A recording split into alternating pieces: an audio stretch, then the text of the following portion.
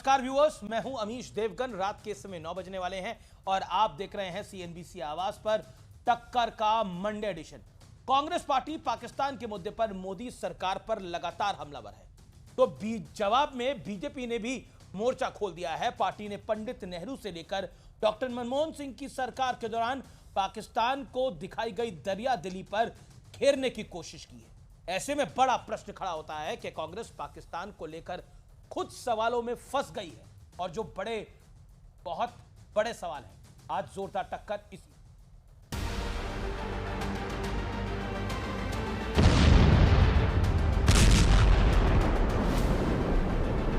जब कोई हमारी बहनों के सिंदूर को मिटाएगा तो उसका भी मिटना तय हो जाता है। सुख चैन की जिंदगी जियो, रोटी खाओ, वरना मेरी गोली तो है ही। सरकार पाकिस्तान के खिलाफ हुंकार भर रही है, पर विपक्ष और खासतौर पर कांग्रेस इसी मुद्दे पर सरकार को घेरने में जुटी है। लेकिन अब बीजेपी ने भी इतिहास के पन्ने खोलकर कांग्रेस पर सीरियल अटैक करना शुरू कर दिया है। 1968 में गुजरात के कच्छ की जमीन पाकिस्तान को देने से लेकर 26/11 के आतंकी हमले के बाद बाढ़ राहत के नाम पर पाकिस्तान को भारी भरकम आर्थिक मदद करने तक बीजेपी ने कांग्रेस पर जबरदस्त प्रहार किया है।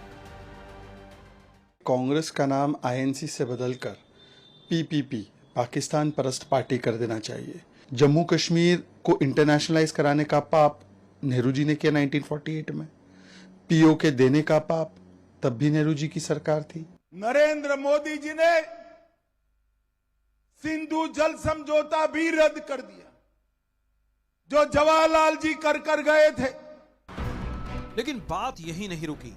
बीजेपी सांसद निशिकांत दुबे ने एक्स पर अमेरिकी विदेश विभाग के एक गोपनीय दस्तावेज को शेयर करते हुए दावा किया है कि 1962 से 64 के बीच भारत ने अमेरिका और ब्रिटेन के दबाव में कश्मीर का कुछ हिस्सा पाकिस्तान को देने पर सहमति जता दी थी।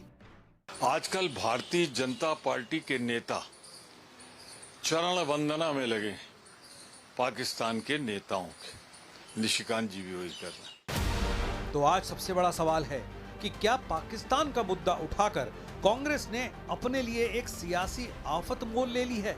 आज इसी पर होगी देश की सबसे बड़ी बहस। पाक पर कांग्रेस का सच से सामना। और अब वक्त है सुप्रसिद्ध विश्लेषण का सच से सामना।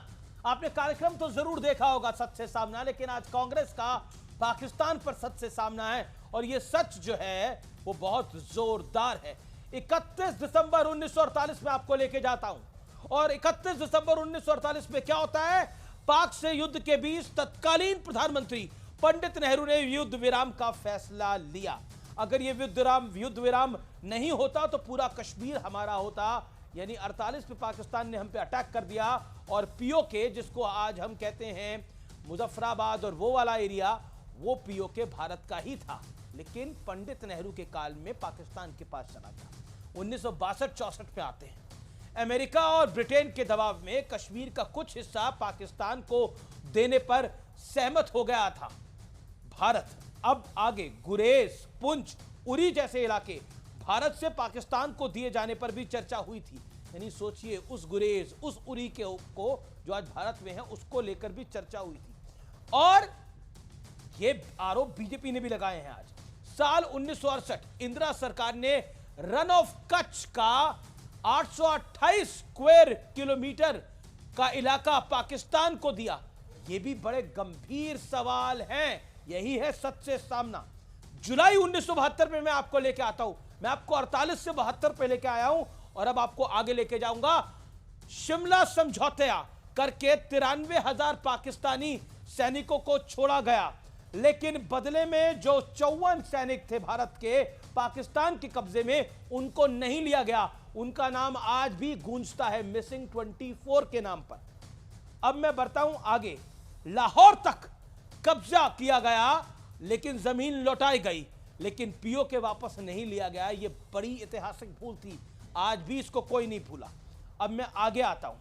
अगस्त 2010 बाढ़ राहत के नाम पर यूपीए की तत्कालीन सरकार ने पाकिस्तान को $25 मिलियन दिए और ये 26/11 हमले के बाद और कोई कार्रवाई ना करते हुए 26/11 पर यूपीए की सरकार ने और मुंबई हमले के करीब 20 महीने बाद ही दुश्मन देश पर इतनी दरियादिली दिखाई थी। यकीन है आपको जानकारी थी? जानकारी तो शायद नहीं होगी, इसलिए ये सच से सामना है। और आज का बड़ा प्रश्न क्या है? बड़ा प्रश्न यह है कि पाकिस्तान पर सवाल पूछने वाली कांग्रेस खुद सवालों के घेरे में घिर चुकी है। मेरे साथ मलूक नागर रालोद के, मेरे साथ चरण सिंह सापरा कांग्रेस पार्टी के नेता प्रवक्ता, मलूक नागर फॉर्मर मेंबर ऑफ पार्लियामेंट है, मेरे साथ फराज किदवई प्रवक्ता समाजवादी पार्टी के, मेरे साथ विवेक श्रीवास्तव नेता लेफ्ट के हैं, मेरे साथ Sudhanshu Trivedi, doctor Sudhanshu Trivedi member of parliament Bharatiya Janata party के हैं। लेकिन चरण सिंह सापरा, मुंबई का हमला होता है 26/11 के अंदर और 20 महीने बाद पाकिस्तान को $25 मिलियन दिए जाते हैं। यह है कांग्रेस का पाकिस्तान से सच से सामना। क्या कहना चाहते हैं आप? देखिए अमीश जी, भारतीय जनता पार्टी जानबूझकर इस तरह के सवाल जो है, ये थोड़ा एको आ रहा है, एको निकलवा दीजिए। जी दुरुस्त। जानबूझकर इस तरह के सवाल जो है वो निकालती पड़ी है, क्योंकि ये मूल मुद्दों पर चर्चा नहीं करना चाहते। आज भी प्रधानमंत्री जो गुजरात में गए या 2-3 दिन पहले बीकानेर में गए, वहां पर जाकर के फिल्मी डायलॉग उन्होंने बोले और उन्होंने जो हमारी सेना का शौर्य है, सेना का पराक्रम है, उसका क्रेडिट लेने का प्रयास किया।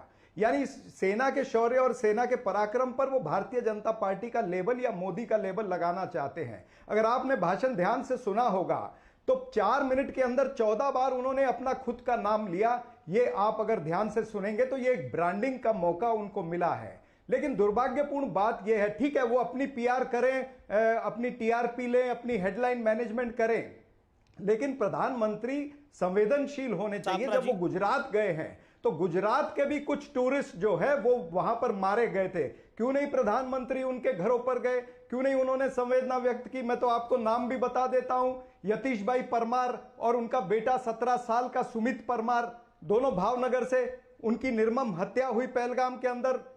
शैलेश भाई कलीटा सूरत के थे। जब प्रधानमंत्री, बिल्कुल आपकी बात सही है, ये जो नाम है ये तो सबको पता ही है।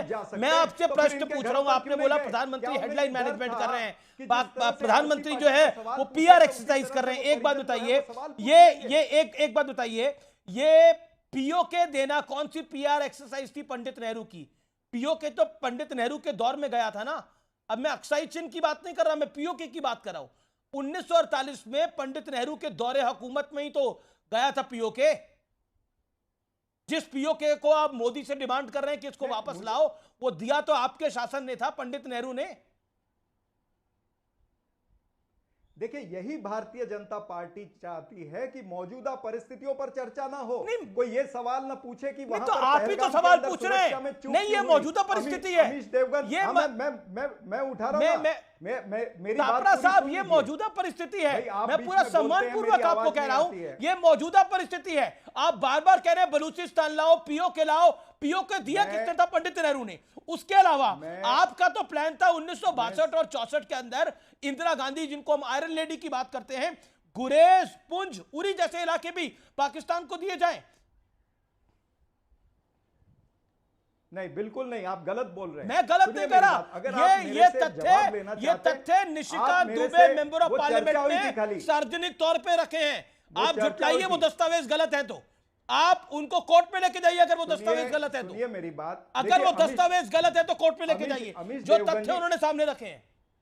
अमीश देवगन जी, हाँ हम कोर्ट में ले जाएंगे। अमीश देवगन जी सुनिए मेरी बात, अगर आपने कोई सवाल पूछा है तो मुझे कम से कम आपको 1 मिनट 2 मिनट तो देने पड़ेंगे। मैं सर आपको 2.5 मिनट देने को तैयार हूं। सवाल का तो जवाब दीजिए। दूंगा पीओके किसने दिया था? तो मैं भी आपको मुझे 2.5 मिनट देने पड़ेंगे। दिए 2.5 मिनट नहीं दोगे तो मेरे से अन्याय होगा। आप पहले भी 4 मिनट ले चुके हैं, आप लीजिए 1 मिनट और, बोलिए आप। नहीं, मैं वो 4 मिनट में 3.5 मिनट आप बोले। बिल्कुल नहीं सर, 3.5 मिनट आप बोले।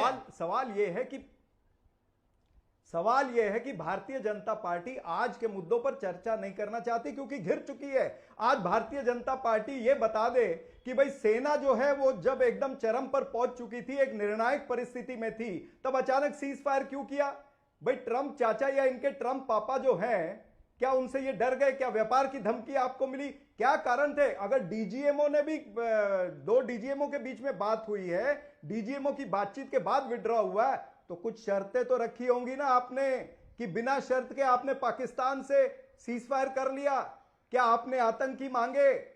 क्या किया आपने? कौन सी शर्तें? ये देश जानना चाहता है। फिर ये बताइए कि पहलगाम के आतंकी कहां है?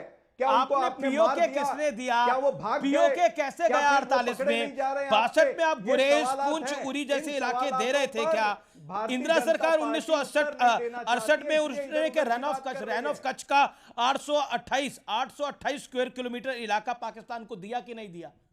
रन ऑफ कच्छ का 2828 किलोमीटर, 828 किलोमीटर इलाका गुजरात का रन ऑफ कच्छ का 828 किलोमीटर इलाका इंदिरा जी ने पाकिस्तान को दिया था कि नहीं दिया था?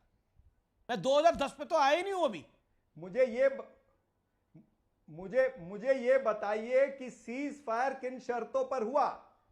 वो दिया था, वो किन परिस्थितियों में दिया था, उसकी चर्चा भी हो जाएगी। लेकिन आज की परिस्थिति बताइए ना कि सीज फायर किन शर्तों पर हुआ? क्यों भारतीय जनता पार्टी में क्या विदेशा पर परिस्थिति कोई थी एक्शन नहीं ले कि रही? रैन ऑफ क्यों कच्छ भारतीय जनता 828 पार्टी किलोमीटर जगदीश देना पड़ देवड़ा गया? पर कोई एक्शन नहीं ले रही? मैं कह रहा हूं क्यों भारतीय 1968 में परिस्थिति क्या थी? That's a biggest point. Okay, Sudhanshu Trivedi come on screen. Okay, you made your point sir, I give you enough time sir. Sir एक सेकंड, सुधांशु त्रिवेदी, आप गड़े मुर्दे उखाड़ने में लगे हैं, सच सामने नहीं लेके आना चाहते। किस बात पे सीज फायर हुआ? आज बहुत कुछ बोला है प्रधानमंत्री नरेंद्र मोदी ने, आज बहुत कुछ बोला है देश के गृह मंत्री अमित शाह ने, लेकिन क्या बोला है मल्लिकार्जुन खड़गे ने और क्या बोला है जयराम रमेश ने, ये सबके सामने है। क्या कहना चाहते हैं? देखिए, सापरा साहब जो बोल रहे हैं, मुझे लगता है कांग्रेस पार्टी की यही बहुत बड़ी विडंबना है। सापरा साहब, आज की समय की बात कर रहा हूं, सीज फायर शब्द का भारत की किसी भी प्रेस कॉन्फ्रेंस में प्रयोग नहीं किया गया है और ना ही मिलिट्री की प्रेस कॉन्फ्रेंस में किया गया है। यह कहा गया ऑपरेशनल ब्रेक है और यह साफ साफ कहा गया ऑपरेशन सिंदूर चल रहा है। सीज फायर 48 में हुआ था, सीज फायर 62 में हुआ था, सीज फायर 65 में हुआ था, सीज फायर 71 में हुआ था। शर्तें तो उनकी पूछनी पड़ेंगी कि 93,000 हमने किन शर्तों पे छोड़ दिए थे। बदले में अपने 54 भी नहीं लिए थे पाकिस्तान से। बदले में हमने 13,000 किलोमीटर पंजाब और सिंध का भी छोड़ दिया था। बदले में हमने क्या क्या छोड़ा और फिर भी हमने क्यों नहीं लिए, वो अलग बात है। भी हम आज की बात पे आते हैं। आपको ट्रंप साहब के बयान पे बहुत ज्यादा वो है, तो अब मैं बताना चाहता हूं। ट्रंप का पूरा बयान सुनिए। ट्रंप का पहला बयान आता 8 मई को, 7 मई का ऑपरेशन के बाद। ट्रंप क्या कहते हैं? टिट फॉर टैट हो गया, अब शांत हो जाना चाहिए। टिट फॉर टैट का मतलब, वो मान लिए कि पहलगाम का हमला पाकिस्तान ने कराया था, तभी टिट वर्ड आके उस पर फिट होता है। और टैट का मतलब यह मान लिए कि भारत ने ठोक दिया था, टैट आके तब फिट होता है। और भारत का जो स्टैंड था, रात 1:30 बजे जब जयशंकर जी ने ऑपरेशन के बाद बताया, तो कह दिया हमें जो करना था हमने कर लिया। आपके टेरर के हेडक्वार्टर डिस्ट्रॉय कर दिए, हमारा ऑपरेशन का जो उद्देश्य था हमने पूरा कर दिया। अब यह आप पे डिपेंड करता है कि आप मामले को बढ़ाएं चाहे या नहीं। यानी हमने पहले ही दिन अपना टारगेट अचीव कर लिया था। उसके बाद वो आगे बढ़े। अब आइए, 9 मई को अमेरिका के उपराष्ट्रपति जेडी वेंस से पूछा गया भारत पाकिस्तान के संघर्ष के बारे में। उन्होंने कहा this is none of our business. अब 24 घंटे में ऐसा क्या हो गया कि ट्रंप ने अपने बयान में सिर्फ इतना ही नहीं बोला सापरा साहब, उन्होंने न्यूक्लियर वाला एंगल भी ले आए। अब जैसे ही न्यूक्लियर की बात आएगी, आप कहेंगे नहीं नहीं, न्यूक्लियर की बात तो भारत सरकार ने अपनी प्रेस कॉन्फ्रेंस में नहीं की। बिल्कुल सही बात है, हमने नहीं कहा, तो फिर हमारी बात पे यकीन कर लो। नहीं नहीं नहीं, उसके लिए तो मुझे ट्रंप की बात पे यकीन करना, तो ट्रंप का पूरा यकीन कर लो कि ट्रंप का आधा लेना है और अपना वाला आधा लेना। अब आइए, उस दिन की रात 9 और 10 की रात 2:30 बजे, शहबाज शरीफ का बयान कोट कर रहा हूं कि 9 और 10 की दरमियानी रात हमारे सिपा सलाह जनरल आसिम मुनीर ने मुझे 2:30 बजे रात को जगाया। कहा हिंदुस्तान ने हमारे कई एयरबेस तबाह कर दिए हैं, नूर खान एयरबेस पर भी मिसाइल गिरा है वजीर आजम साहब। अब सापरा साहब और कान खोल के सुनिए, जो बड़े बड़े रक्षा विशेषज्ञ हैं दुनिया के, टिम कूपर और जॉन स्पेंसर, उन्होंने ये कहा कि सरगोदा एयरबेस के ऊपर, जहां पर कि ये माना जाता है कि उनका न्यूक्लियर आर्सेनल है, हमें नहीं पता कि है, क्योंकि हमारी सेना ने ऑफिशियल प्रेस कॉन्फ्रेंस में कहा, जिसपे आपको विश्वास नहीं है ना, उन्होंने कहा कि नहीं साहब हमें नहीं पता कि न्यूक्लियर है, मगर उन लोगों का कहना था कि वहां पर जाकर डैमेज हो गया है। अब आइए साहब, फिर खबर आई कि वहां पर कोई जहाज गया जो कि न्यूक्लियर लीक को पता करने। तो 14 मई को स्टेट डिपार्टमेंट ऑफ अमेरिका से प्रेस कॉन्फ्रेंस में पूछा गया कि पाकिस्तान में क्या लीक की जांच करने के लिए कोई जहाज गया। वो कह सकता था ऐसा नहीं है, उसने कहा कि इस पे जवाब देना मेरे परव्यू में नहीं है। जनाब अब आइए, सुबेरे 8 बजे के आसपास उन्होंने संपर्क करने का प्रयास किया, 1 बजे डीजीएमओ से 10 तारीख को कांटेक्ट करने का प्रयास किया।